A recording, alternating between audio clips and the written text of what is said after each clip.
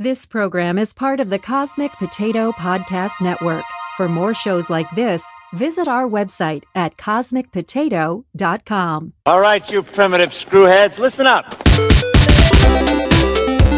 I am Iron Man. That's a big point. Pizza Dude's got 30 seconds. You are a toy! It's Leviosa, not Leviosa. Why so serious? The city's flying. We're fighting an army of robots. And I have a bow and arrow. None of this makes sense. Hey guys, this is Colton, calling on Joel's line. I'm a huge fan of the show, long-time listener, long-time participant. And the reason why I'm calling is because we've been having this discussion in my family lately, and everyone's split. Except for me. I know which one's funnier. But we're in a big argument, and the argument is, which show is funnier, Friends or That 70s Show? Now, my opinion, I think that Friends is probably funnier to a more mature audience, because That 70s Show relies on slapstick humor, and a whole bunch of little tiny small jokes stacked together, whereas Friends is it's like one big joke that they keep touching on the entire episode. So my vote is towards Friends. I think that both shows are funny, but Friends is, I think, the better show and the funnier show. So you guys could talk about that. One other thing that I wanted to mention, talking about the Rihanna maybe being cast as Poison Ivy. I know that she's one of the potential people, but I do want to say that if she does get cast as Poison Ivy, she will be added to the list, the ever-growing list of black people that are replacing red-headed characters, which I think there's some conspiracy going on because it keeps happening, and I don't know why. So you guys could also talk about that. I'd love to hear your thoughts. So yeah. And welcome to World War G episode 238. I'm Troy. I'm AJ. All right, so you just heard Colton's call, a little voice from the past there. Yeah. By past, I mean like 3 weeks. Seems like forever. It does. It does. When he's not here, it's like time stands still. Basically. So let's tackle both of these one at a time here. So first, Friends versus That 70s Show. Yeah. Where do you fall? Which camp do you fall in? Okay, so first off, That 70s Show has 8 seasons with 200 episodes. Mm-hmm. Friends has 10 seasons with 236. Right. So they've already got like 36 more episodes to work with. Sure. Once Eric kind of left the show, if That 70s Show kind of took a bomb, I've seen both of these series like to completion. Yeah. I don't know, because like when I watched That 70s Show and watched it do, like this was like years before I watched all the way to Friends. Mm-hmm. But like when I watched Friends, I was of that age, Right. and there's a couple of characters that I really didn't much care for. Ross, couldn't stand the dude. Really? No, seriously. Not a Ross fan. No, he bugs the heck out of me. Like, and that's like a big negative. On That 70s Show, I was trying to think of a character that I really didn't much care for. Maybe Bob, but he's not in that many episodes anyways. I enjoyed both of them. I would have to maybe still lean a little bit more towards That 70s Show. Really? As far as funny. As far as wittier and Friends is more of a classier sitcom. I don't know. Where that's a classy comedy. Right? Yeah. Okay, it's up there with Seinfeld and some of these other ones that are a little bit more where That 70s Show, they know what it is and they just kind of spoof on each other. And it's like Colton was talking about. It's like Friends is more for it's more for a mature audience, whereas That 70s Show goes more for the slapstick stuff. Yeah. Now, for me personally, I've seen every episode of Friends several times. Right. I've watched. I have this whole series on DVD. I've seen it. I can't tell you how many. So times you're I've already seen biased, dude. Well, that's the thing. I've only seen a handful of episodes from that 70s show. Yeah. So I can't really compare the two fairly. Right. Like, I'm clearly leaning towards Friends. Mm-hmm. But I will say, the episodes that I have seen of that 70s show, I honestly haven't found that entertaining. Right. Well, yeah, it's Like, in it's the just- same. It's probably to you is similar to like Big Bang. Yeah. Like, I just don't find it interesting or funny. So Yeah. I gotta go Friends. Now, that's the first time that I've heard a comparison between Friends and that 70s show. Right. Usually it's like Friends or Seinfeld, or, you know. Which those are like more like Star Wars, Star Trek kind exactly. of thing. Yeah. Where So it's weird that they kind of he threw that 70s show in there. that's interesting. I'm trying to think when I would put Friends above some of these other shows. Like if you were asking which one has a better overall story arc, I don't know. Yeah. I think, and again, I've only seen a few episodes, but it seems like as far as character progression and, you know, like I said, overall story arc, I think Friends is better as far as that goes. Right, because they have like things that continue on, whereas that 70s show, for the most part, like at least in the earlier seasons, it was like the issues were resolved within one episode, one or two episodes. Right. Yeah. There wasn't too much carryover that you really need to remember from like previous. Well, there was like some jokes that they'd make reference to, but for the most part, yeah, a single episode you could watch like any episode and get the gist of it. Yeah. Yep. So there's that. So you'd fall more into that 70s show camp. I fall more into the Friends camp. Yeah. As far as like funny, I don't know. Yeah. I think it's pretty funny. I'll watch it sometimes like that 70s show. I'll just put it on like as background noise now. Yeah. All right. Now, as far as his second comment goes, I debated on whether or not to get into it because I think we're kind of wading into murky water here. Yeah. But I did a little digging, and turns out he is not the only one that's noticed this trend. It's because nobody cares about redheads. Well, that's what people are wondering. Because I found an article where the headline reads, "Where have all the Disney redheads gone?"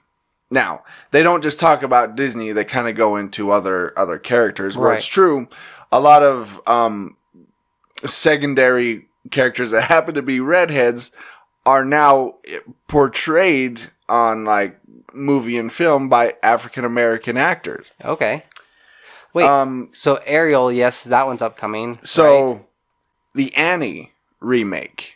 Oh yeah. The Flash's girlfriend, Barry Allen's girlfriend. The heck is her name? Wow. Podcast brain. I haven't been awake that long. Yeah. So I've only been awake for a little over an hour. Yeah, in the comic, she was a redhead. Now she's portrayed an African American actress. Jimmy Olsen, Supergirl. Okay. Redheaded character. Now Yeah. portrayed by an African American character or actor. And so I guess, but that's not Disney. No, though. Like I said, it says Disney, but they talk Okay. about more characters. Did you mention Ariel? Yes. Yeah. And then Poison Ivy. And so it's kind of become a thing. Right. Whether it's actually intentional or not is yet to be determined, but there's enough of them that the argument could be made. Right. So, I'll just read you a couple paragraphs that I found. And like I said, I'm kind of jumping in on this article like halfway through, so bear with me. It says, but let me also suggest a historically informed artistic explanation for Disney's recasting decisions. Red hair once acted as an external signifier of ethnic othering, quote unquote, in the early years of Disney organization, a symbolic role portrayed more effectively in the 21st century by black-skinned. Okay. Indeed, this is one of the oddities of reading articles discussing ethnic casting decisions, as if ethnicity is some kind of ahistorical category that just means non-Caucasian or white.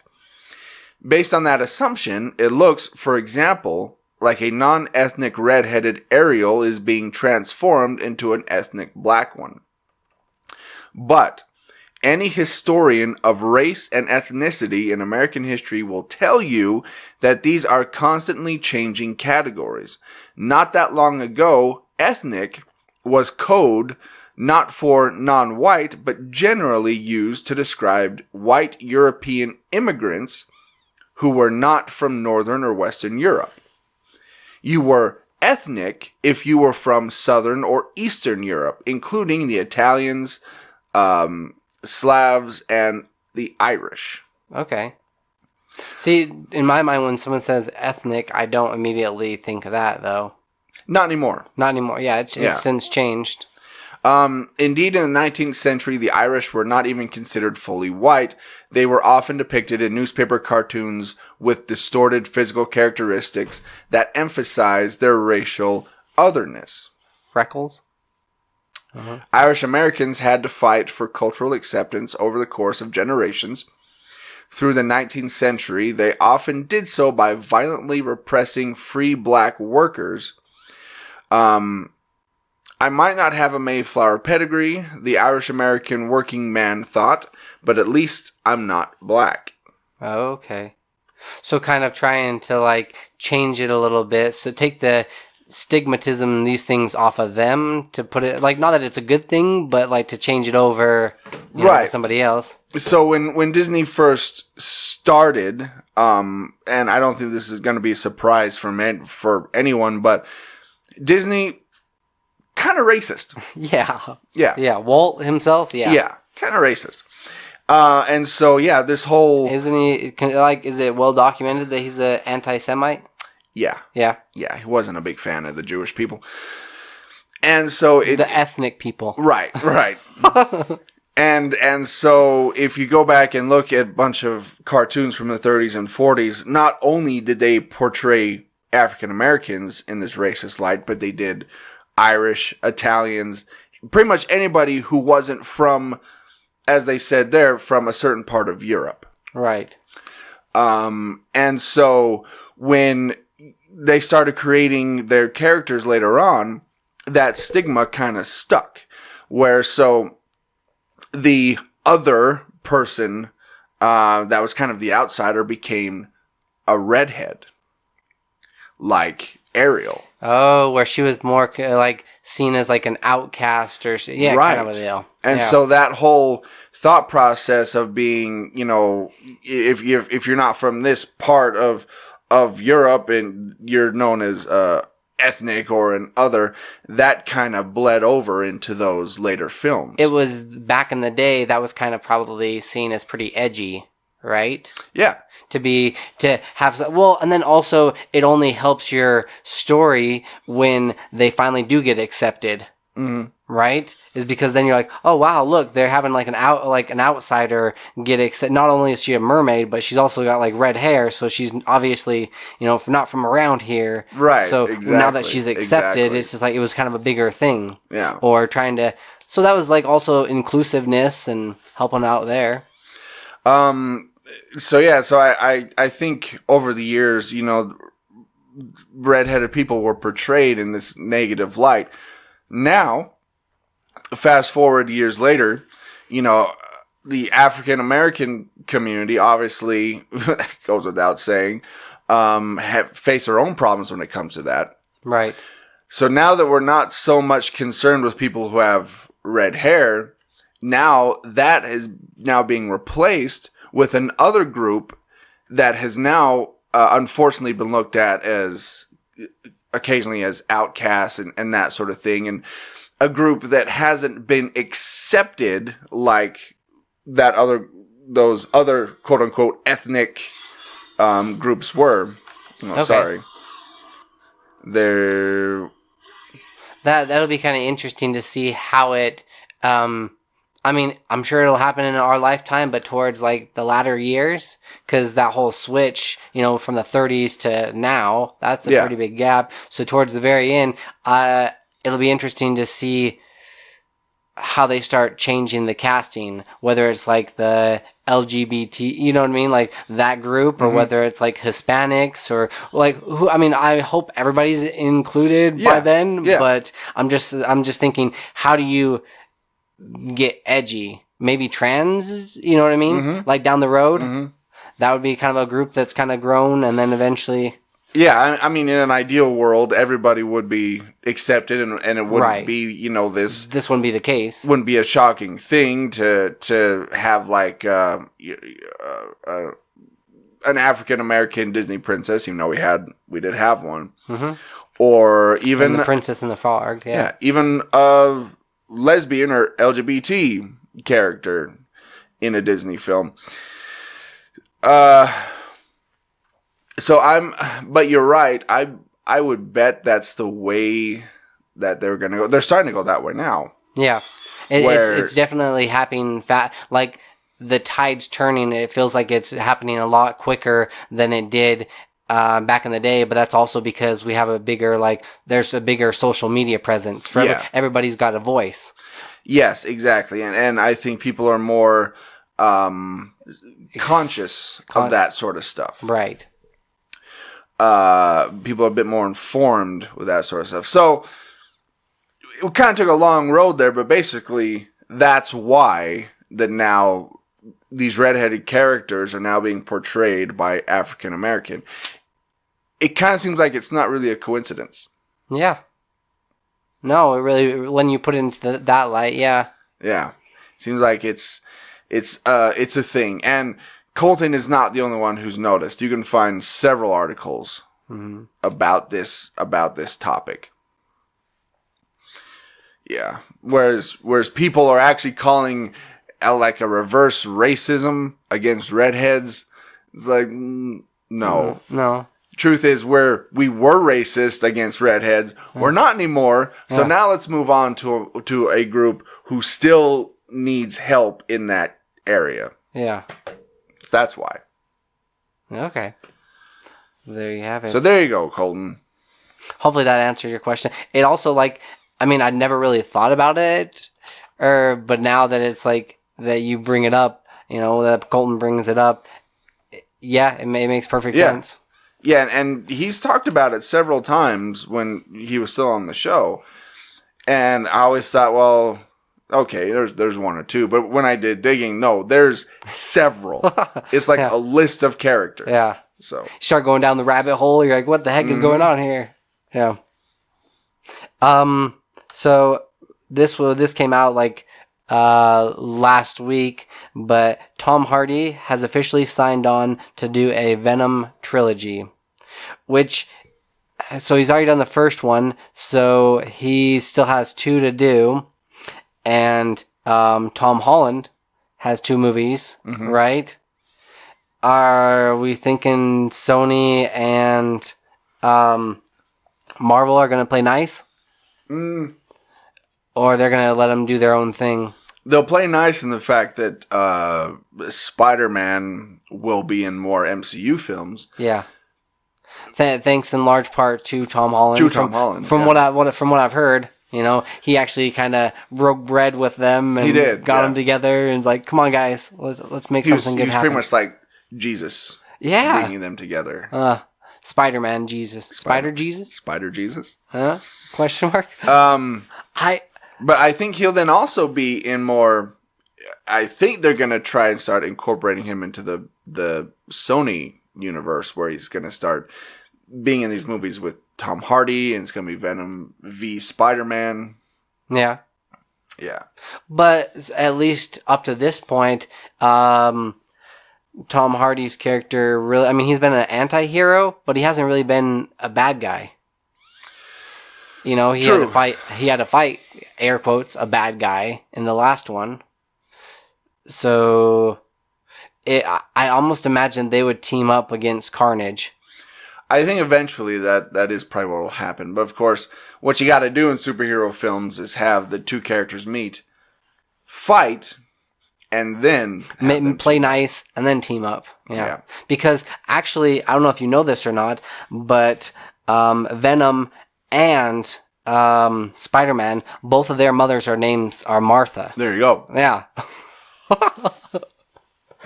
As we know, that brings and characters Martha together. I do think this is really good news for Tom Hardy, because then you can actually create a bigger story knowing that you've got 2 movies to work with. You're not so worried about trying to cram in one story and not have any overlapping, because what Marvel has a tendency of doing is at the very end credits, like, allude to what they're going to do with the next movie. Yeah. But this one, you could almost have like a continuation, right? Mm-hmm. So I think this will be good news to help them actually flush out and create a better story. Yeah. For him. I think so too. And I hope they kind of go the route with like the Sinister Six. Yeah. Kind of have them be part of it, because I think it'd be cool to see a live action version of the Sinister Six go up against Tom Hardy's Spider-Man. Maybe the Sinister Six led by Venom or something, or I don't know. I think it'd be cool. That would be really cool. Has potential. Yeah. So there was this item going around eBay. And how did you even come across this? The things that I follow on Facebook, like the groups and stuff I follow, it just comes up. I mean, this was a Ninja Turtle thing, so it just kind of appeared on my feed. Thanks again, Big Brother. If you see this thing, it's insane. There is a costume a Leonardo costume from Ninja Turtles 3. Yeah. That is available to buy on eBay. Screen used. It looks nasty. And this thing is falling apart. It looks terrifying. Like they call it a zombie Ninja Turtle, and that's what it looks like. That's pretty accurate. Because you gotta understand that those costumes were made of foam, rubber, and latex, and that stuff does not last over the years. No, I think we talked about it like last episode that you were saying they didn't build these props to last. No. Right? They built them to last the production, and that's it. And then a lot of these people that are keeping them don't always have the proper equipment or the proper means to actually keep it in good looking shape. Yeah. Right? Because I almost imagine you'd have to try to keep it away from the elements and also keep it from oxidizing. Mm-hmm. Which this did not. I mean, the lips have moved back to expose these giant teeth, and the eyes are all wonky. Would you still own it because it is? Oh, yeah. Really? I'd still buy it. If I had, how much is it going for? I think it's going for like 15 grand or something. If lying around. Okay, here we go. It said the costume might bring as much as $18,350. If I had an extra 20 grand, I would buy that costume. I would. Yeah. I would buy it, and it'd be an interesting conversation piece. Oh, for sure. It's like, what the heck is this, and why is it in your house? Yeah. Oh, well, you see. Like, well, let me tell you. But no, this was, it was screen used, wore by the guy in the suit. His name is Mark Casso, who I actually follow on Instagram, and who's actually liked a few of my posts. Been pretty cool. That is always really cool when you get like a celebrity or somebody like that likes your post or like your comment, and you're like, I don't know, it's like validation. It is. Bit. Yeah. But yeah, go and look at this thing. I mean, it's just terrifying looking. Ugh. I mean, it's peeling in some parts. I mean, it's cracked. It's just, it looks like if you look at the left side, is a lot worse than the right side. So it seems like maybe the left side was exposed more to the elements than the right side was. Okay. Well, they're like, it was probably in like a basement where the light was hitting it on one side, right? Yeah.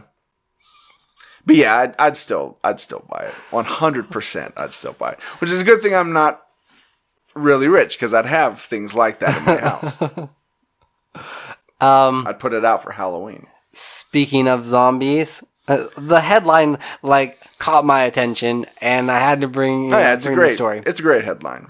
Nevada fighting to keep a zombie deer from entering state. It's not only Nevada, but it was Kansas, Colorado, and quite a few other states. So this disease most resembles mad cow disease, but it basically puts them into like this zombie-esque zombie state, and also makes all of their, flesh start rotting, and it's very contagious. But they were saying that sometimes it'll take up to like 16 months before symptoms start being realized. Which is kind of crazy, because like they could potentially already have it and not know, even though they're taking measures to stop it. It's still already there. Yeah. Just in kind of a dormant state. But the one of the biggest measures that they're taking is you're able to bring, transport deer meat like across state lines, but you can't transfer the brain. You can't bring the brain over. Yeah. Or like they're not allowing that. Is because that's where, for the most part, that's where it gets contained, or at least that's where it starts. Right. Okay, that makes sense. So, like, all of these other states are like taking, and it's already in the state of Utah. There's quite a few deer that have it, is what they were saying. They didn't give an exact number. We have zombie deer here. We do already in Utah, Nevada, and Nevada fears that they're going to be next. So apparently, this is like becoming a bigger epidemic than we initially thought. And apparently, I guess one of the symptoms of this is that the animal no longer fears humans. Right. So that's interesting. So it'll just come right up to you. Right? That, and just like run into your vehicles. Yeah. Like I've already almost hit a couple of deer, like occasionally, driving the roads. They're a nuisance. Oh yeah. Around here. Yeah. Same with like little antelope and some of these other smaller animals, like those of you in other parts of the country, maybe that don't see deer as often. You see them, they're like, ooh, look at deer. Ooh, wow, it's a deer. No, but here, just like, oh, it's another freaking deer. Get out of the way. And you probably had them in like your front yard, flip them off, right? Oh yeah, because they'll come down from the mountains. Oh yeah. I see deer all the time. They're like giant rats. You're like, I think I've probably seen more deer than I've seen rats. Yeah. And even snakes. Yeah. I've seen more deer. Yeah. See deer all the time around here. Zombie deers that no longer fear humans. Yeah, that's what I'm afraid of. I'm afraid there's going to be a zombie deer coming down. Attacking you. Attacking me. Yeah. I'm afraid of some animal charging in while I'm here. A bear? A bear? That's like the number one fear. Still afraid of that. Do not watch The Revenant. I have. I've seen The Revenant. It didn't help matters. Yeah. Even though we don't have like any, like what I'm really afraid of is grizzly bears. Yeah, we don't have them here. No, we don't have them here. Brown and black. Yeah. Are more common. Yeah. Like I'll get like a black bear, and those can still be dangerous, but they're not as dangerous. Right. As a grizzly. We also don't see many polar bears around here. No, not a whole lot. I wonder why that is. Yeah. So this made me happy. Animaniacs is returning. It's coming to Hulu. And the entire original cast is also returning. Oh yeah. So our friend Jess Harnell, Rob Paulson, Tress MacNeille, Maurice LaMarche, are all returning to the Animaniacs. To reprise they're playing the same ones, right? Yeah, they're playing the same roles. Because Rob Paulson, I know that when they brought back TMNT, they switched around. Yeah, he played I think Donatello back in the day, and now he played Raphael back in the day. Oh, really? And then this new one, he played Donatello. Okay. I thought at one point, didn't he play Leonardo? No. Okay. He never played Leonardo. James Arnold Taylor played Leonardo in the 2007 movie. Yeah. He played Leonardo. Random interesting fact. Yeah. But the original cast coming back for the Animaniacs. Yep, they're coming back. This is one of those shows that I think that will do really well. Some of these reboots that they've done in the past, or even the ones that we've talked about, too little, too late. Yes. You know, when they're bringing them back, like the Flintstones and some of these other ones that nobody really cares about. TMNT, I don't think their demographic is too old not to want to appreciate this and not to want to go back and watch this again. And here's the thing with, and I mentioned this on Facebook with Animaniacs, like when it first started, like I didn't know very much anything about voice acting or who these people were, and Rob Paulson was kind of the first voice actor I knew by name because of Animaniacs. Right. And then I started to know more and more voice actors. And once you once you recognize a voice actor, you'll start hearing them all over. Everywhere. Yeah. Yeah. And so now watching Animaniacs again, it's like I know these people. I've met these people. Yeah. We've interviewed these people. Yeah. I've been on stage with Jess. Yeah. You know? And we've met Rob. We've met Maurice LaMarche. We've met Tress. I mean, it's weird. It's like now we have this odd connection with this show. Yeah. It's really kind of cool. It only makes it like that much cooler. I think it'll be really interesting because Animaniacs has always been a show that's been a little edgy, and they don't shy away from politics and what their political stance is. Yeah. Right? I mean, they'll make references to like dead presidents or even like newer politicians and stuff. So it'll be interesting how much they actually do with like today's politics. Oh, they'll go after Trump, I guarantee you. Yeah. Yeah. If he's not a recurring character on that show, he'll be featured in a couple. 100%. 100%. It's easy. Like he's free game, but like it's pretty easy. And the guy's basically a cartoon character anyway, so yeah. Why not he plugs in there. I can picture what he would look like too on the Animaniacs. Me too. Yeah. and I'm sure one of them will probably voice him, and if you had to guess which person would voice him, I'm trying to think if I've ever heard Jess do a Trump impression. I don't think I have. No, I don't think I have either. I bet Maurice LaMarche, who does the brain, I bet I could see him doing it. That would be kind of an easy stepping stone. Yeah, I could see him doing it. Well, it'll be interesting to see Animaniacs not just tackle Trump, but tackle a bunch of other like modern stuff like social media, iPhones, all that stuff. They've been away long enough that they now have a ton of material to work with. Yeah, right. They've kind of like stopped, and now that they're coming back, they've got 20 years of stuff that they can work with. Yep. Yeah. I mean, reality television, which it'll be so cool because we'll get the majority of the references now. Yeah. Before, now I had no clue. The jokes. And I do hope that they also don't shy away from doing like double entendres and like innuendos to other things. I don't think they will. You know what I mean? Oh yeah, I don't think they'll shy away from that. Yeah. Yeah, because I don't think that these guys would have signed on if the show didn't still have that feel. Right. That, if they didn't bring all this, and I think they brought some of the same writers back. I think they have some new people. Oh, wow. But yeah, I mean, it's executive produced by Steven Spielberg again. I mean, they've gone to great lengths to keep it the same. Yes. So I can't imagine their humor straying too far from what we're used to. Yeah. Or what we've seen in the past. Agreed. Yeah, I'm so excited. It debuts next year, I believe.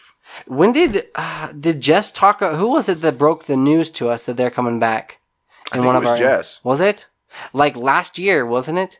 I think so. Yeah. I know they've been more vocal about it in recent interviews and in recent things.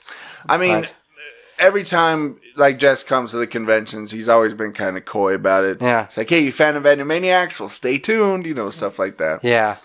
But it's just been just like this last week that they just announced that, yes, they're coming back. Here's the date they're coming back. And here's everybody like that's going to be in it. Yep. Oh, man. This is in completely different news, but there's a lawsuit against Fortnite that is saying that Fortnite is just as addicting as cocaine. And like I think it'll be interesting to see if it goes to court or because Fortnite's big enough that they could just like settle outside of court. Sure. Right? But if they were to actually take this to court, that could set a precedence for all of these other video games. Because we've all had a certain video game at one time or another, especially, us as geeks and nerds and fans of video games, in all forms. We've all had like some sort of a addictive video game that we like couldn't get enough of, that we were thinking about like while we're at school or while we're doing other thing or while we're at work, They just can't wait to get back home to and play. Right. Yeah. Exactly. And that's probably like one of the closest things to addictions some of us will experience, right? But I don't know if it's so much an addiction. Like addiction would imply that you continue to do it. You can't stop it. You have to do it. Well, there are some kids that like I've seen that with Fortnite. They're constantly doing like the dances, and they're constantly like it is a huge part of their lives. But I think that could have been said by games, and it probably was said by games that we were playing when we were kids. Right. That people were so concerned that we're going to be addicted to it and that sort of thing. But as you grow up, you tend to have other priorities, and you tend to grow out of that. I mean, you still play them, sure. Right. But it's not as like pressing. Yeah, it doesn't take over your life as much. Yeah, because you do have like other. Well, yeah, that's a good point. And you don't see too many children getting addicted to cocaine. No. Right? It's more of an older, like, once you've got other obligations, then you take to drugs. Well, once the stress of life starts crashing down on you. Yeah. Then you turn to actual drugs instead of video games. But it's weird. Like, I could see it becoming some sort of I could see it becoming some sort of an addiction, though. Or it doesn't help these kids that already have pretty addictive personalities. Yeah, there are people out there, and I totally agree with you on that take gaming way, way, way too far. Yes. Like, it is all they do. They've got, like, an entire room that's dedicated to it. Yeah. They've spent, like, hundreds of thousands of dollars, like, on, yeah. Like on a gaming system or on like their PC or something that they've had to have formatted and made the latest and greatest. Yeah. Like, I mean, South Park made fun of that. Right. But it's true. There are those out there that, I mean, now I think about it, we've talked about this before, that there are those gaming cafes. Yeah. Over, I think it's like in Europe. I've been to these different things. Yeah, I've been to a couple of them. Well, just like, because that's where we'd go, used to like write emails home. Yeah. Because we'd have to go to these like internet zals or places. Where people have literally died in those places. Right. Because they forget to eat. They forget to drink water. They just keel over and die. Yeah. But there's really not any other... Oh, go ahead. Well, I was going to say, but those are extreme cases. Right. I would say the majority of people, those of us who dabble in video games, and you more than me, but I think it comes to a point where you're like, okay, I gotta go do something else. Yeah. I can only like game for a couple hours or something, like, and that's usually like on the weekends. Yeah. You know? And like I've talked about this before, sometimes it's nice to like just, because I feel a little bit more interactive with it, but like at the most, like I'll be doing like laundry at the same time and I feel more invested in the characters sometimes than like, oh, this is kind of interesting story. I like the story arc behind it. Yeah. Yeah, story is huge for me when it comes to video games, but I've not heard of too many cases of people like dying from binge watching too many shows, right? From like on Netflix, Netflix and die. But, video games are the closest thing to, like, when you say an addiction, you think of like drugs, alcohol. Like, you could almost put video games up there, right? Are there many other things, like in a movie theater, or people like playing too many board games? You know what I mean? Like, are there many other things that you could really compare, or? Not media related. Maybe shoppers. People that are addicted. I mean, that is an actual. You can have a shopping addiction. You could have I think you could have a video game addiction. Well, I've heard like several clinical studies about a shopping addiction. I've never heard that with video games. Not saying it doesn't exist. They just haven't done as many studies. I haven't heard about it. Yeah. Right. So I don't know if it's true or not. I'm sure that if Fortnite was around when we were 12 or 13, and we could play with our friends from school or something, yeah, I'd probably be playing it all the time. Right. But I think just think about me and my personality. Even if I was playing it back then I grew up, I'd probably grow out of it. Yeah. And I'd do something else. As soon as I started liking girls. Exactly. There goes that. There goes video games. It's like boobies or Fortnite. Yeah. The scale weighs definitely.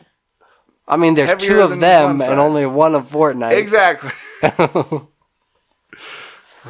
But still, it is pretty interesting to see, because there have been some people that have taken it way too far to the extreme.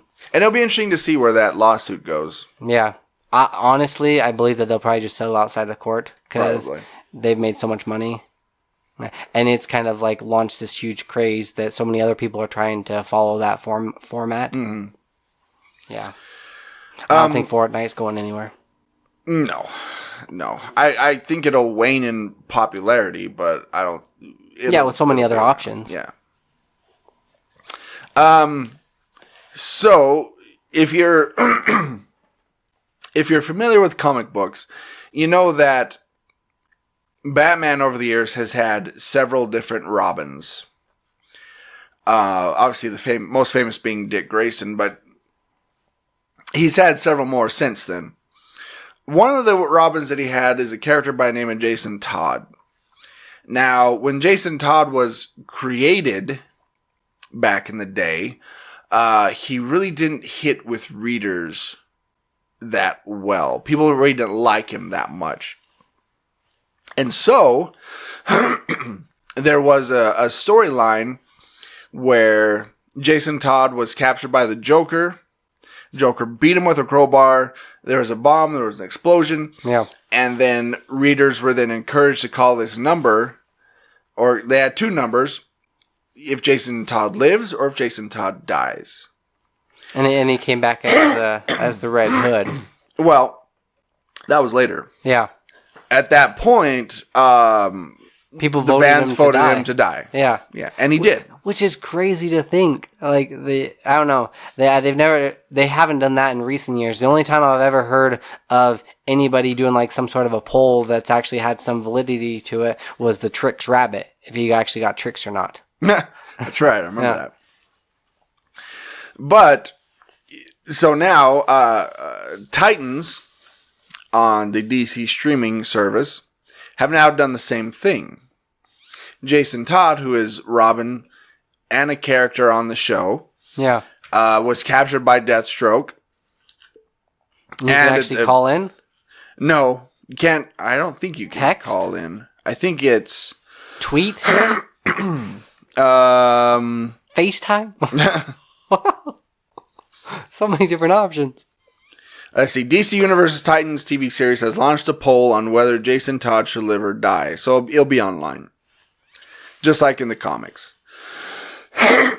So yeah, he was captured by Deathstroke, and at the end of episode 5, Jason was sent plummeting seemingly to his death. Okay. And so fans can then vote whether or not he's going to live or die. If you had a guess, if you were a betting man,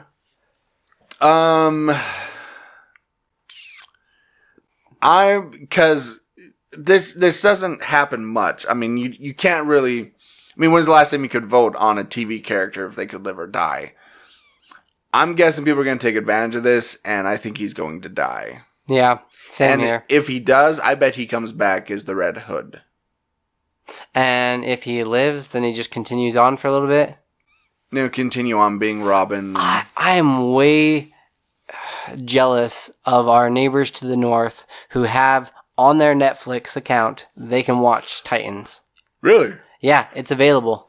When I was last up in there in Toronto, it appeared on my Netflix account. Really? That it was available. I'm like, what the heck? And yeah. Yeah, Canada gets everything. Right. They got the free healthcare. They have Titans on Netflix. What the heck? But they can keep Justin Bieber. Yeah. Yeah. Although we do have cheaper comics and also cheaper video games. Do they have sales tax? Does Canada have sales tax? Yes. Yeah, they do. It's like 12% in certain parts. Is it? Yeah. Okay. All right. Well, that's a good trade-off then. They're a bit more expensive than we are. But I think that has to do with the cheap free healthcare. Have you had a favorite Robin? You've got Tim Drake, Jason Todd, Damian Wayne, Carrie Kelly, Dick Grayson. Probably Dick Grayson. Okay. Because he was the Robin from the animated series. Right. And so he was kind of the first Robin that I knew. Plus, I do really like his background story a lot with the Flying Graysons. Yeah. That's way cool. That already makes him you already know that he's going to be really acrobatic. Mm-hmm. I think Tom Holland could definitely play a good Dick Grayson Dick Grayson. Yeah. He could be a good Robin. Right? He's getting borderline too old. Because you think of a younger little kid, I mean, yeah, he'd be kind of disappointed if his parents were to die, but yeah, he would be disappointed. Okay, if you're a little bit older, right? Oh man, that sucks. Oh, bummer. Oh, shucks. It's more believable when it's a little kid, though. If that makes sense. That's true. Right? It hits them harder and has more of an impact on the kid's future, whereas an adult, if you're over 18, then if they pass away, but you've already had some good years with them, and you're not as heartbroken, or it doesn't hit you as hard. Right. Has there ever been an adult, in comics, that their parents have died? I'm sure there has been, but I can't think of anybody at the top of my head. Yeah, later on, love interests have died. Oh yeah. Right? Wives and husbands and stuff. Yeah, they've died, but I can't think of anybody's parents. Both parents get knocked out. Duh. Clark Kent. Okay, he was a baby though. No, his the Kents. Oh yeah, okay. Yeah. Pa Kent has died several times in the comics. He's dying left and right. Yeah, he's always dying. Yeah. Okay, but those aren't his, biological parents. Well, technically they are his parents. He didn't know the parents from Krypton. And so... Well, he's had a relationship because he's gone to the, his fortress. Yeah, but I mean, those are like holograms and stuff. I mean, A hologram can't give you a hug. exactly. Can't change your diapers. A hologram can't give you love. I beg to differ. I think a hologram can. Arnold Rimmer. Boom. Who's Arnold Rimmer? From Red Dwarf. That was a great reference. Oh, okay. I was thinking more of the Doctor from Star Trek Voyager. Can the Doctor from Star Trek Voyager give you love? No, he can give you sarcastic comment. Give you sarcastic remark. That's all you really need from a parent. That's true. That helped mold me into the person I am today. That is true. Yeah. I don't know. Oh, all right. Random tangent. Yeah. Gears of War 5 has recently dropped, and the creators are not taking it lightly if you leave a match early, if you drop out. There have been some cases of people getting punished with being banned for up to 2 years for leaving a match too soon if they're offenders that continually do this. Wow.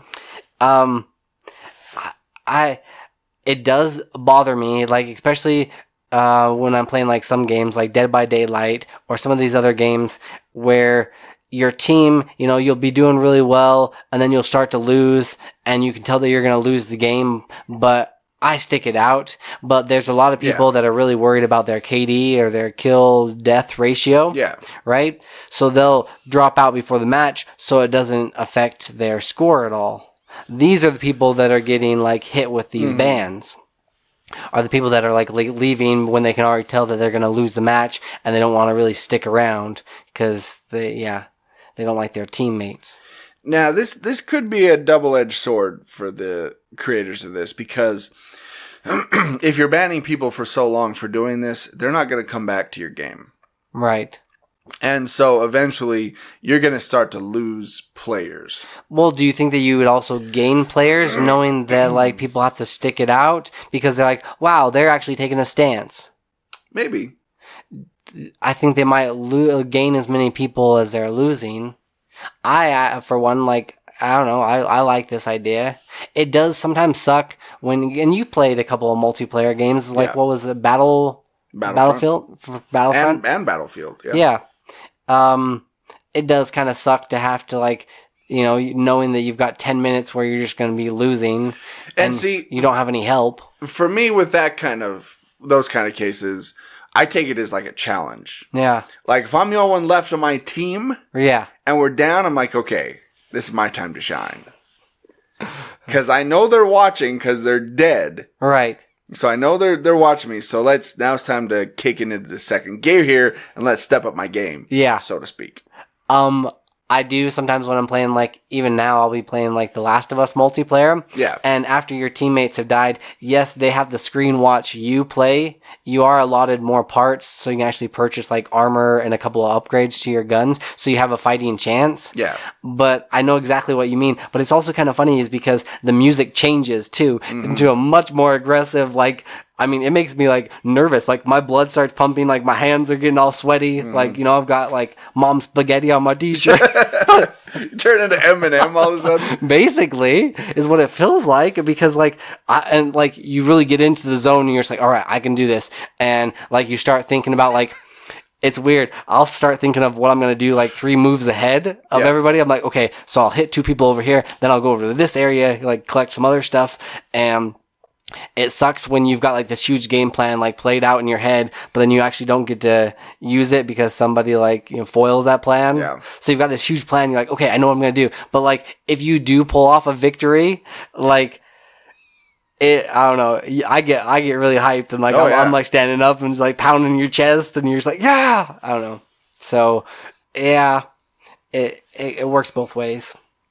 But I do like that they're actually, taking a stance on people to make it more fair, to keep people in the game and to, tough it out. Not everybody gets a trophy.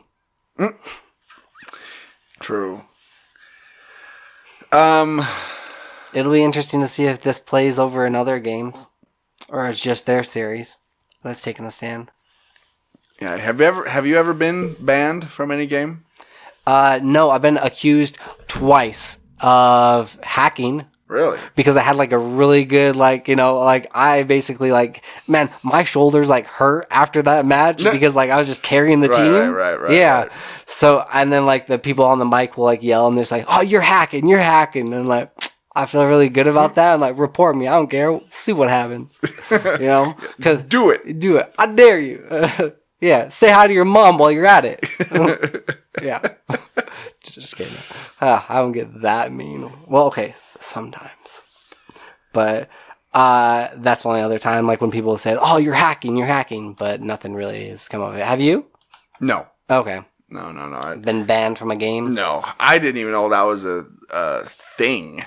You if you get caught like cheating a lot of the times, like even on like PlayStation or Xbox, and they'll sometimes go back and review the footage and see what you were doing or check your account and can ban you from it. Yeah. I've seen a couple of people have that happen. No, I've never been accused of being so good that people think that I'm cheating. Yeah. No. There was one Never time a problem. that I was playing with one of my friends, Savvy, and we were playing this match, and I'll never forget it. It's because we were playing and we were losing really bad, and we're like, all right, we can do this. This is our time to shine. We're gonna step it up. And then like all of a sudden, like a random player joined our match with us, and he was hacking 100% because you're only allowed to have in The Last of Us, you can have up to 3 Molotovs that you can that you can craft and then throw at people. Yeah. This dude was like making it rain with Really? these like, yeah, he threw in the time that like he started the match, he probably threw over like 300. 3 or 4, like he was just like wow. Throwing them like left and right and burning everybody alive. And so we dubbed him because his gamer tag was Jesus something, or it's probably Jesus, but you know, right. like yeah, Jesus came in and like saved us and saved the day. And I'm like, oh man, he's burning the whole earth. Like yeah, he's cleansing the earth with fire. It was fantastic. I'll never forget that. Thank you, Jesus. I don't know. See, and I think stuff like that, it doesn't make the game as fun anymore. Right. Yeah. I mean, if you have all these cheats and you're basically actual God Jesus mode. going in there and taking everybody out, it's like, where's the fun in that? Right. I think it could be fun because I have, like, in the earlier, like the Grand Theft Auto games, you know, you can put in like other codes so you get more money, or you get like, you can go in there like God mode basically and just have fun with it. It would be fun for a couple of matches, but then like I like the challenge, like you're saying, I like the challenge of actually, you know, winning and knowing that you did it on your own. Yeah. Yeah. Exactly. But it could be pretty fun, like, I don't know, 1 or 2 times trying it. Just go in, just wreak havoc on everybody. Yeah. Okay. So, from Jesus to the devil. Yeah. So we know Crisis on Infinite Earths, this big DC. I thought you were going to say Christ. Like, we know Crisis. Like, wait, what? The big DC crossover that's happening on the CW. They're including everybody and their dog. I mean, if you were ever involved in a DC show, they're bringing you back for this. Right. When is this actually supposed to be like released or dropped? December. Okay. This is huge. This is like, with as many people as they've gotten, it to me feels like Avengers kind of Endgame-esque. Right? Yeah. And so now it's possibly been confirmed that Crisis on Infinite Earths may include Tom Ellis as Lucifer. Now, if you don't know, there's a show that was on NBC called Lucifer that then moved, I think, to Netflix. It was, yeah. The last season was actually, they were just going to end it, which it kind of ended in a weird spot. But Netflix picked it because I've seen the whole series. Oh, okay.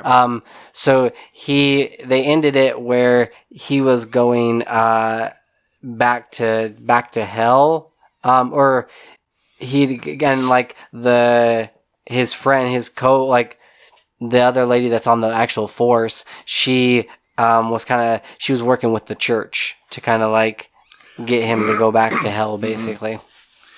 Now, I don't think Lucifer. I think it's based on a graphic novel. It is. Yeah. Is it a DC graphic novel?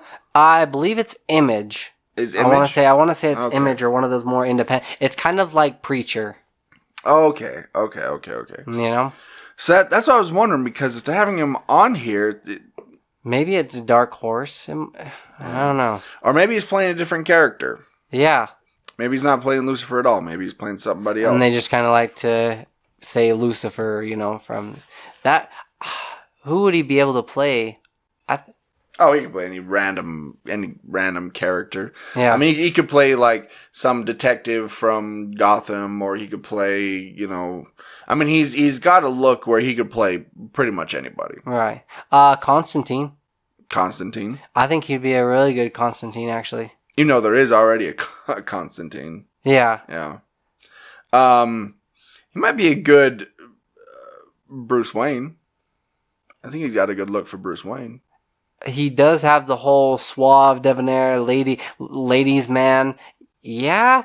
To me, he's kind of a little scrawny for it. Like, he's got the height for sure, but as far as the build, like, Well, I mean, he's pretty ripped, but he's just kind of like more narrow. He's like Batman Beyond esque, kind of more narrow. Well, you can still do that and get thrown into those muscle suits. Look what they did with Zachary Levi with Shazam. That's true. You know. Yeah. But he was kind of a bigger dude, or, you know what I mean? Like a little bit like wider. That's true. So it wasn't too big of a, like, you get a little bit thinner and toned, but you're still bigger. I don't know. Yeah. The only reason I say this is because, like, I prefer a Batman that doesn't look like he's going to be thrown around, you know? Right. But then this could also work to his advantage, because he could be, use these other guys, their body weight against him, right? And have to be more martial arts grounded, or more. That's why I always thought that even though people gave Ben Affleck crap, I think he had a good build for Batman. Yeah. Because Ben Affleck's a big guy. Oh, yeah. He's not scrawny. Yeah. I mean, by any means. He's probably like 6'2", 6'3", and he's a really broad dude. So, yeah. I think he had the perfect look physically for Batman. Acting, maybe not, but the look. Yeah. All right. Let's move on. One final story before we get kind of into our reviews, and we have another story after that, yeah. Do we do? Yes, we do. Okay. We skipped over at the very beginning. Oh, yeah, our list. Yep. My bad. Okay. You're good. There was a recent story, and this is brought to you by digitaltrends.com, that they took a poll amongst millennials and asked them, would you rather have a better credit score, or would you rather, what's more important, a better credit score or more followers on Instagram, like on social media, have a bigger social media presence? And it came back, like, the results were pretty staggering. And I initially heard this, like, on the radio, they were kind of talking about it. And that's what made me, like, look into this and actually look up this article. But they said that 48% of millennials, and it was a large survey, a lot of people, 48% of millennials would rather have a bigger social media presence compared, like, and 52% said that they'd rather have a better credit score. That's almost 50-50. That's like almost cut down the middle. Yes. Which is kind of scary to think, because social media, like, there's always trends and new things that are popping up and changing, but your credit score is going to, like, help you in the long run, right? Well, and it just kind of shows you where their mindset, priorities are. Yeah. Like, they're so... And you could, I mean, just go around any middle school or high school or whatever and just look. I mean, they're so concerned with social media. They're so concerned with posting stuff on Instagram or Facebook or whatever. Like, that's their entire world. Right. They're not thinking of anything else. They're not thinking beyond long that. term. But like, these are millennials, so these are, like people that are our age. Well, I wouldn't consider us personally millennials. Even though we get lumped into that. Yeah. I don't think we are, because when you think of millennials, you think of those, the kids that were brought up with the internet, that are on their phones at age 3. You and I, we kind of fall in an interesting demographic because we've seen both sides of things. Yes. Yeah. Yeah. We're kind of between that weird in between generation between like Generation X and millennials. Like the kids that are playing Fortnite all the time, But we can still see that there's that need to be accepted and to get those likes. Yes, but also at the same time, we know how important a good credit score can be. Right, because we're having to start think about like our long-term future. Yes. Yeah. And so you'd think that like still some of these millennials, even if they're in their like early to late 20s, I mean, I guess they're not thinking, hey, I need long-term or I need these things. I'm going to live forever. Yeah! Exactly. They're thinking about today, the next viral thing that they can do. Yeah. Although, one of my friends that does a lot of cosplaying, and I've kind of like followed her on Instagram from the get-go, because when she was getting like maybe like 100 likes or 50 likes per post that she would do. Yeah. She recently, she grew those followings over like I've seen her like over about like 5 years, that she's kind of grown it to where she'd get like maybe like 2,000 likes of a post. And then she went over to TikTok, and she started doing these different videos and collaborating with other people, and now she's got like it. Seriously, I saw it, like it was within like a week that it just like randomly changed from 2,000, 3,000 likes to 24 to 25,000 likes per post, because like you can also like you typically have the same name there as you would on your other social medias, just to keep them all consistent, and so people can like find you easier. But yeah, now she's getting like 20-something thousand people on Instagram following her, to where she's actually got more of a voice or can do these other things and gets money. It's become more of a like a business, where you don't have to do a side hustle. But here's the thing. All this stuff eventually is going to crash. It's going to fall. Yeah. Social media eventually will fade into the background. And those that have made their living off social media, if they weren't careful about it, they're going to all of a sudden be broke. Yeah. And they're not going to know what to do, because all of a sudden they have no skill. Now, I'm not saying your cosplay friend, that is a skill. Yeah. Cosplay is a skill, and you can apply that to other things. Right. But whether it's designing like costume design or something else. Exactly. Yeah, for sure. But those that have done like, Vine videos or playing videos, that sort of thing. Once all this ends, and it will, social media is just a trend. You think so? Yes. I think it'll be like social media will just evolve and change. See, I disagree. I think it will still be around. Yeah. But I think eventually, once the millennials who we were just talking about, once they start growing up, I think all this is going to be pushed aside. There's not going to be... No, because they'll already have like been indoctrinated with this, that like they have to say what they're doing every single day. Some will. Yeah. But I think others will move on. It's inevitable. Yeah. You don't hang on to those trends you did when you were a kid and keep running with them. Right. You just don't. Yeah. Some will, but most of them will go off and they'll live their life. And so I think Instagram, Facebook, YouTube, all that will still be around. It just will not be a viable way to make money. You're not going to be... Unless you were from the get-go? From way back, yeah. You're not going to be a celebrity on social media for very much longer. It's just not going to happen. I would have to disagree, where I'm seeing like so many people like move over to Twitch and move over to Twitter, and this is where a lot of people get their news. Yes, because right now, social media is a big thing. I'm talking 10, 15, 20 years from now. I could honestly see them doing a lot more like with video, like because that one kid that won like millions of dollars playing, he was like the #1 Fortnite player, right? And I could see us, like there are so many people out there that are watching people do these different competitions that I could see that empire growing and becoming like their... Sure.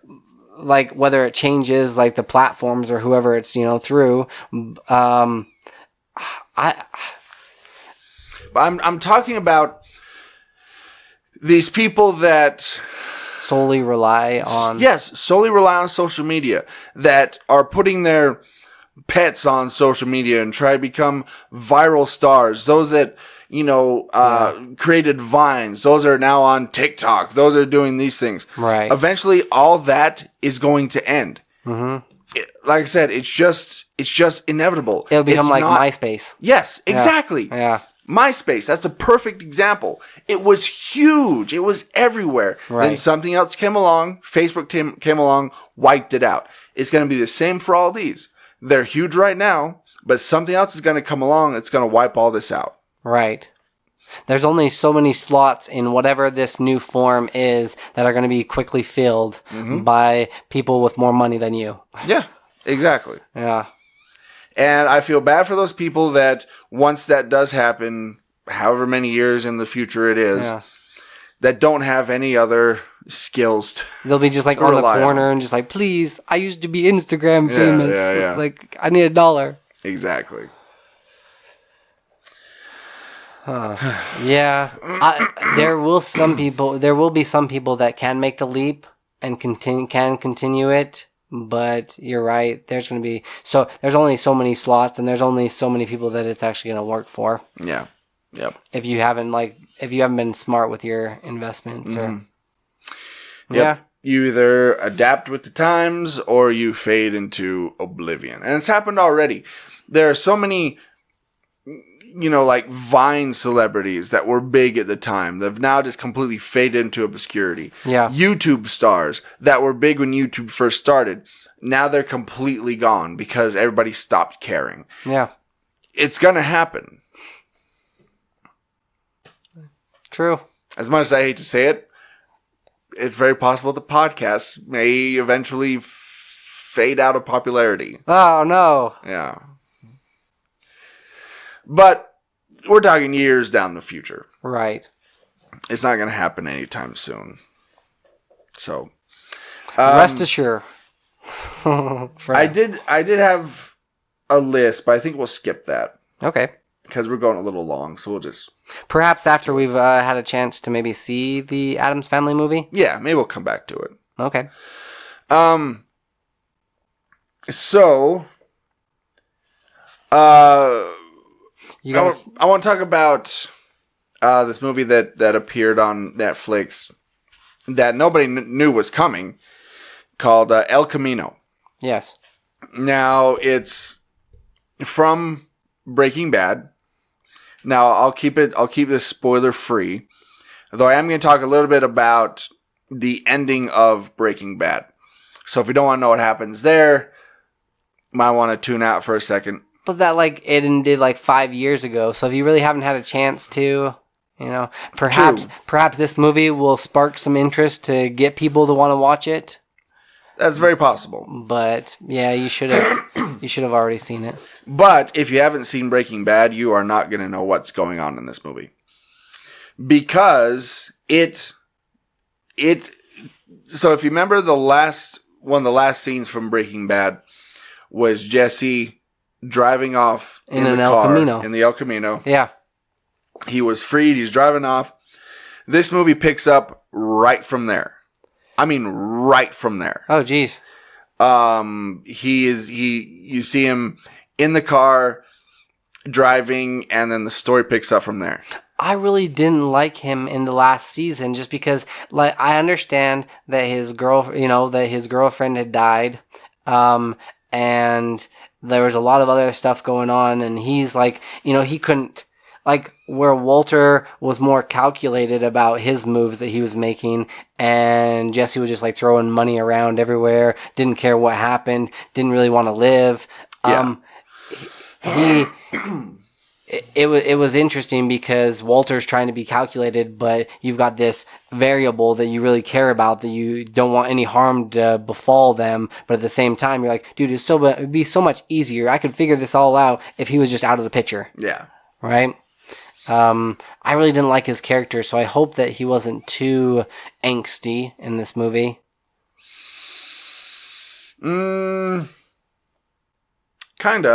He definitely wasn't the Jesse from the first couple seasons. Okay. This is a guy that's been, over the seasons been beaten down. He's lost people. He's been taken advantage of. Yeah, I mean, he was held and tortured for a while until he caught that fly. Yeah. So this is that Jesse. Okay. So yeah, it picks up right from there, and basically the story is Jesse is now this pretty much a wanted criminal at this point. Everybody's looking for him, and so he's got to get away. He's got to escape, but there are a few loose ends that still need to be tied up. And so that's what he's going to go do first before he tries to pretty much fall off the grid. Okay. Yeah, because, like, if you've seen the show at all, you'll know that, like, they don't let, like, once they've got you in their claws, they don't let you leave. You know, the only way out is in a box, basically. So if you don't cut ties permanently by killing them, it's kind of a kill or be killed kind of a situation, then yeah, you're going to be roped back in. So basically it kind of becomes kind of a 2-hour kind of revenge movie. Okay. Which is kind of cool.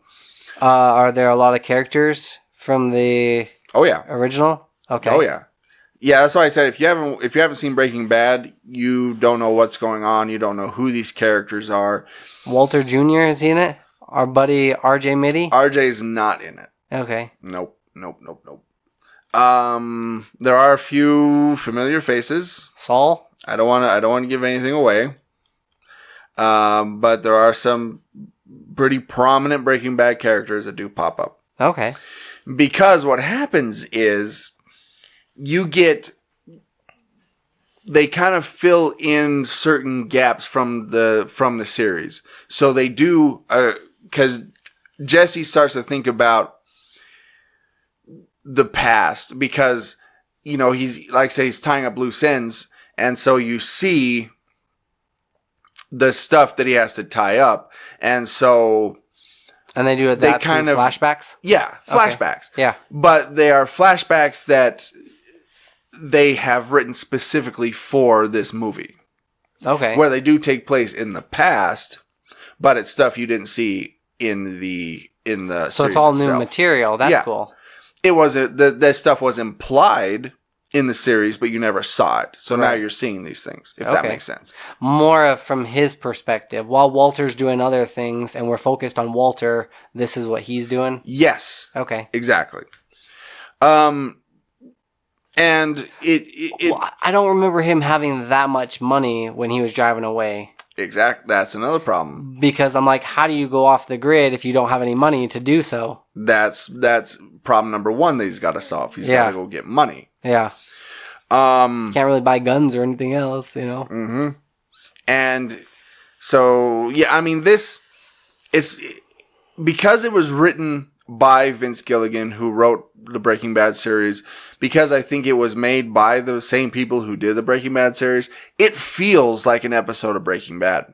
Oh, nice. Like an extra long episode. Like I think it's over 2 hours long. But it feels like it.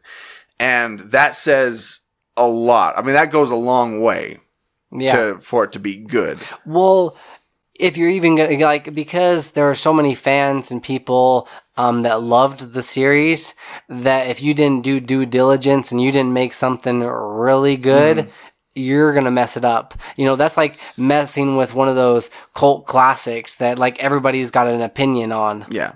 Right? And I think if you're a fan of the show, you'll like this. You'll be satisfied. Okay. Was there any particular reason why they're doing this now? Is that because there's other movies that are coming up, you know? I don't think so. Or potential spin-offs? No. I doubt it. What was the main reason for that? Not that like it's not wanted or like really cool, but what was the reason for it? I think just kind of tie up Jesse's story. Okay. I think that's all it was. This is basically like the Serenity to Firefly. Pretty much. Okay. Let's just kind of tie everything up. Pretty much tie the series off with a nice little bow, and we're done. Was it because they didn't really like feel like they had a conclusion with one of their biggest characters? Maybe. Okay. Maybe. Yeah, that would kind of bother me. Like if, you know, you'd created something like that was great, but you didn't feel like it was fully developed and fully flushed out. Mm-hmm. Not that you didn't, I mean, because you were still like, you know, had a small window to work in. Well, this is kind of cool because it's only a couple of years after they'd finished up, you know, like 5 years after. I mean, it picks up right after, but it's only been like 5 years since the series has finished up. Yeah.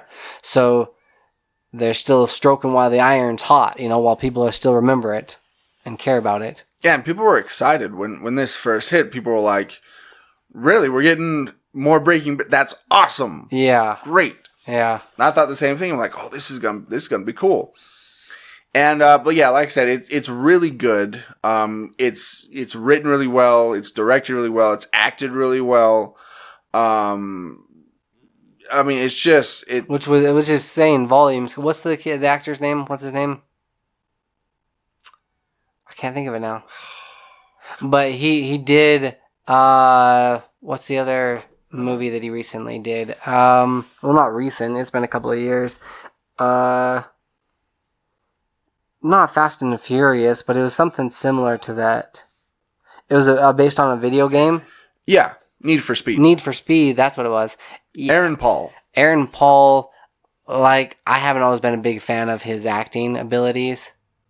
Like, he was really good in Breaking Bad, and he did a fantastic job. But in some of his other movies that he's done, it's just like, oh yeah, that's the kid from Breaking Bad. This character fits him really well with his acting style. Okay. It fits him really well because he doesn't have to do much. He's very brooding and angry, so there's not a whole lot of emotion there. Okay. But yeah. Which actually works for him to be like a one-note kind of, you know, one-trick pony. Yeah. Okay. But yeah, if you like Breaking Bad, you're gonna like this. It ties up everything nicely. It out of 5, what? Out of 5,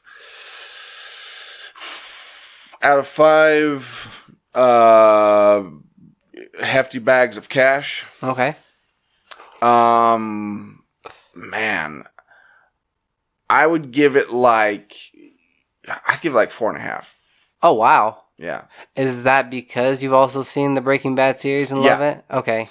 Because this could so easily, you could watch the Breaking Bad series and watch this, and it just fits perfectly. Okay.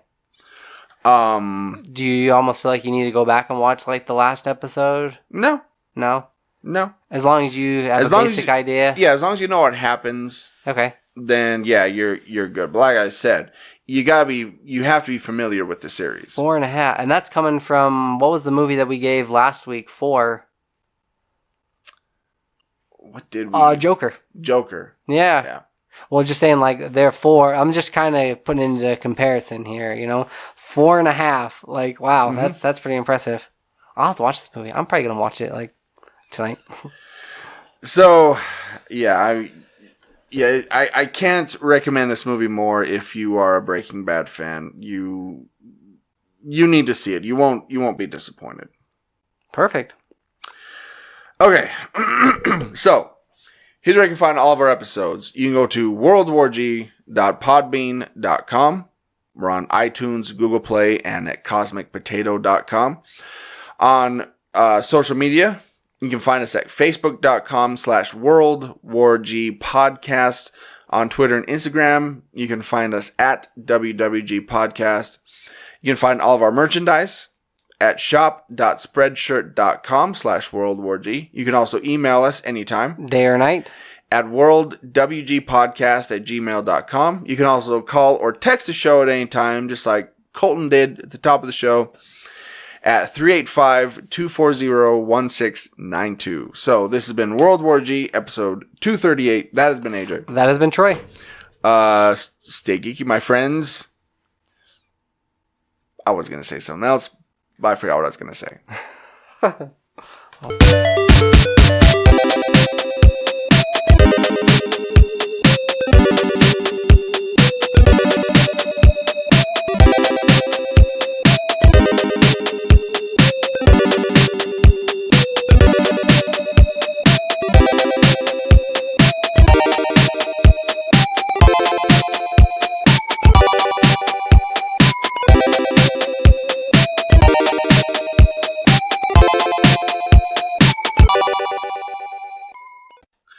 Okay, welcome to the post-credit scene. Well, we are out of interviews as far as Fan X goes. Well, it's the next... Well, I guess no, it's not the month. Next month. I was just thinking, that was because we did like 4 episodes of it. Yeah. Yeah. So if you haven't had a chance to check out those interviews, feel free to go back and listen to our other episodes. Yes, go back and check those out. So I thought we'd throw in here some recommendations. Okay. That we had. I have a couple. The first one is, we talked about Animaniacs, about Animaniacs coming back. And if you're a fan, like I am, of voice actors, then you need to check out Rob Paulson's book, Voice Lessons. Okay. I listened to it on an audio one. Yeah, I listened to it on audiobook. Was it read by him? Yes. Oh, that is awesome. Which is good because he does some of the voices occasionally, like he does Yakko and Pinky. And yeah. Yeah. But it's him talking about his life and the lessons he's learned along the way. He's what, in his 60s? Okay. And he's had a pretty interesting life. What he focuses on mainly is the last few years because he battled throat cancer. Which, if you're a voice actor, that's your livelihood. Yeah, and that's what he talked about. He said how ironic that he got voice cancer. Yeah. Or throat cancer. Yeah, so he talks about that, but he also talks about his early life. He goes through that. He goes through when he was a singer in a rock band for a while. Huh. He talks about his first couple of acting jobs when he moved to California and how that kind of got the ball rolling with other things. You've done like top 10 videos before in the past, right? Did you at least find like 10 new things that you didn't know about him? Oh, yeah. Okay. Yeah.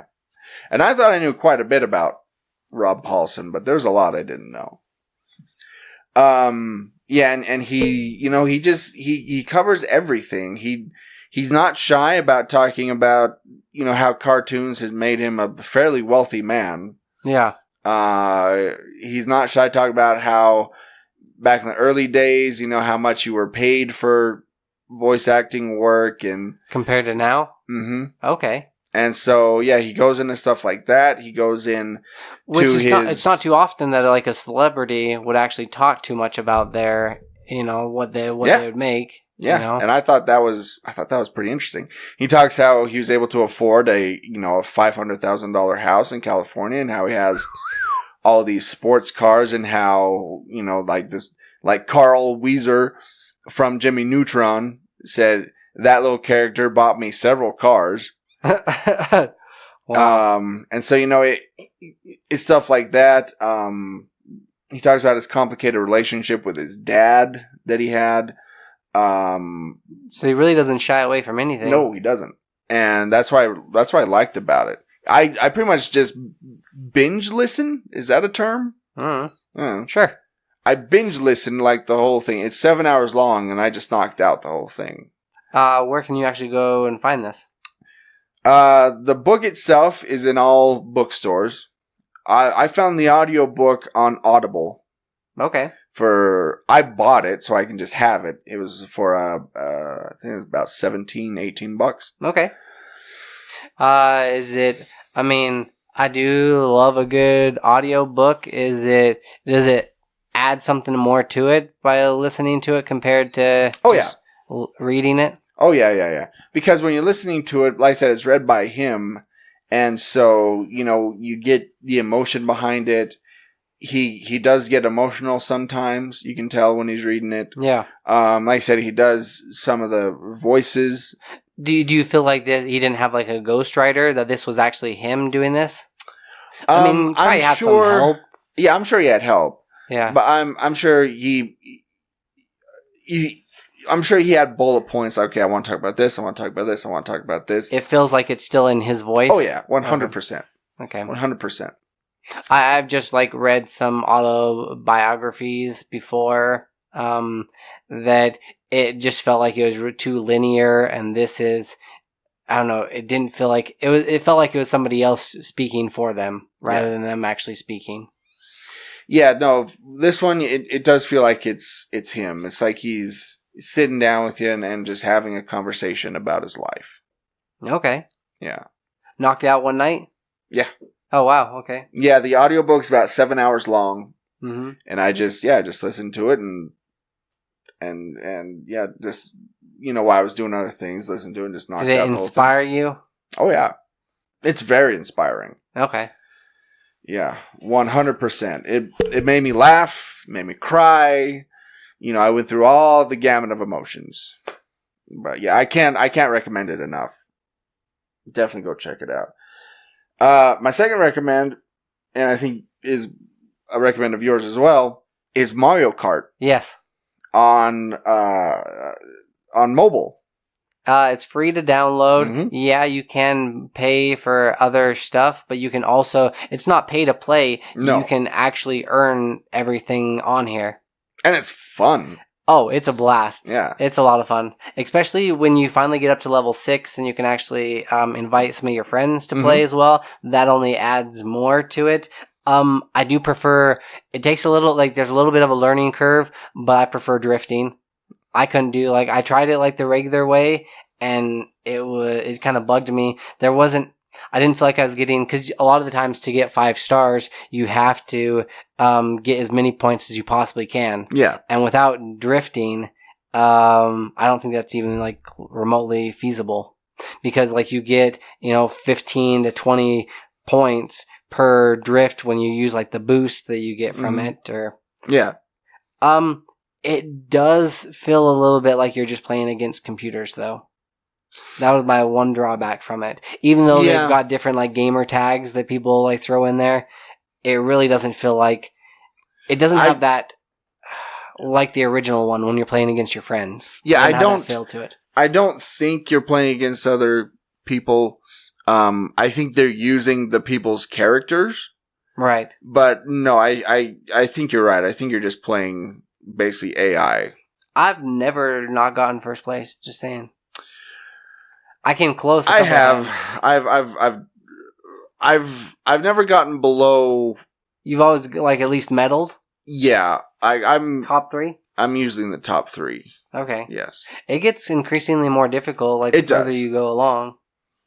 But yeah, it's a lot of fun. If you were a fan of Mario Kart back in the day, I mean, download this and jump on it. There's a lot of characters you can play. There's a lot of who did maps. You start as? Who did you get? Toad, I think. Peach was my first character. Yeah. I didn't get a choice. She was just there, but she's actually a really good racer. There's a lot of upgrades you can get with her that I like. Her stats.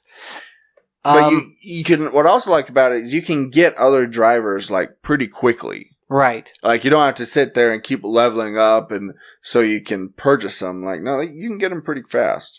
The other thing that I like is after you complete 4 races, you've got this other, or like typically it's about 4 races, 3 to 4 races. Once you finish those, you can also play these little, get so many rings. Yeah. You have to drive around this like one course, like Rainbow Road or something, and you have to get so many jumps, land so many jumps. And some of those are so dang tricky. Mm-hmm. Like, they don't make it impossible, but they've set the bar pretty high that if you're not good, you're not going to be able to do this. There's one in particular, that jump one. You had to get 15 of them, I think, I think it was like 12. That's what it was. 12 of them. And if you didn't land a couple of jumps, I would like press the little settings button and restart the map because I knew I wasn't gonna get it, and keep going back, and I've rage quit like 2 or 3 times and gone back to it. But yeah, no, it's a blast. It's a lot of fun. Yeah, definitely. I definitely recommend that one. I don't think you can't race your friends yet, can you? Once you hit, you can send out friends. I know you can send out friend requests, and I have several. Because you can link Facebook it with your friends. Facebook. Yeah, you can link it to Facebook. But as far as actually racing them, I haven't been able to figure out a way to do that yet. I'm sure it's coming. Yeah. Maybe it'll be. Yeah. It says right here, available in a future version. Multiplayer. Update multiplayer. Yep. So it is coming. They just haven't done it just yet. Yeah. What did you say your other recommendation was? That was it. Okay. Those 2. Have you had a chance to play Call of Duty at all? The mobile one? Not yet. If you're a fan of the PUBG, you definitely really like this one. Yeah. The exact same controls. You're playing on some of these maps that you played on back in the day. They do have Nuketown, as well as you can play on the boat. There's 2 different modes. You can also, there's so many different customizations with it, just like with PUBG, that you can upgrade. They also do have a mode that's pretty similar to that, where the map continues to shrink on you. I would recommend that one as well, if you're a fan of the PUBG mobile at all. Well, the only reason I haven't yet is because I don't have any Wi-Fi here. Yeah. And I have to use my phone as a hotspot, and so that particular app is over 200 millibytes or megabytes or whatever MB is. I'm not sure. But I have to connect to Wi-Fi in order to do that. Oh, okay. So I haven't been able to download it. We will be getting Wi-Fi here soon because my niece needs it for school. Yeah. And so once we do, then I'll download it, and yeah. See if you can't get the router down here. Yeah. Just saying, so you get even faster speeds. Yeah. But yeah, for sure, those are some really solid recommendations. Mm-hmm. Definitely check them out. All right. Now we gotta take off because we're gonna go see Gemini Man. Yeah. So we will wrap this up, and we will see you next week.